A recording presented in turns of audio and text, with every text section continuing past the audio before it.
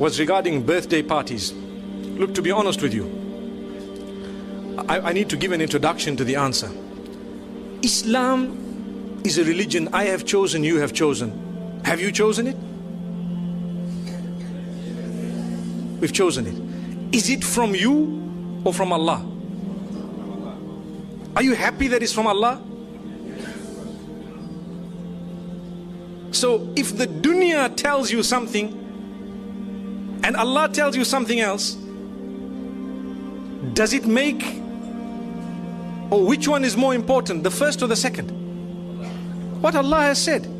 So even if the whole world is doing something and we are taught that this is not supposed to be done in the deen, we should not be feeling it hard in our hearts to say, Allah, if I die today, I know that I chose to be a Muslim and I chose to worship you and I know it's your rules. You know, it's so difficult today to talk because you're talking to a secular world, and sometimes they will pick on a small point of yours and they will make it a big issue for nothing, but not realizing that we do believe you are free to choose whether you're a Muslim or not. But the fact that you chose you're a Muslim, you are not free to change Islam. That's what we're saying. You cannot come and say, no, you know what, Islam needs to be modified. Well, then tell yourself you're a modified Muslim. Someone says, are you a Muslim? Say, no, I'm a modified Muslim, you know. So people know. But if you want to call yourself a Muslim, you've surrendered. So you need to know there are certain things that people might say, and you might think, oh, this guy is backward, man. How could he say that, you know? But it's because it's not from me or my pocket. My children would like to also go to birthday parties and celebrate and so on.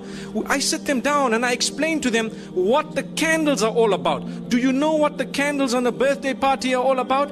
In ancient Europe, when the winters were so bad that people used to go into literal hibernation to keep themselves warm in whatever way they had, and when they would come out, they would count the dead. Did you know that? They would count the dead, and in order to celebrate the fact that those who are alive have passed through the winter and survived and fought nature, which means nature came to kill us in the form of cold, and because we fought nature and we stayed alive, now we need to defy it by blowing up candles. So they would put how many ever candles of their age and blow them out to show we can defy it. It's something that we believe is rooted in the medieval Europe, and it comes with its own satanic origins and so on. But people today say, what's wrong? What's wrong? I'm blowing the candles. But you don't realize it's like an act of worship of the pagans. And we're saying, you know, and people have made it a culture and a tradition. The same applies to so many other things. You know, like Valentine's and so on. People start saying, but what's wrong? How come these people, you know, you're not allowed to show your love?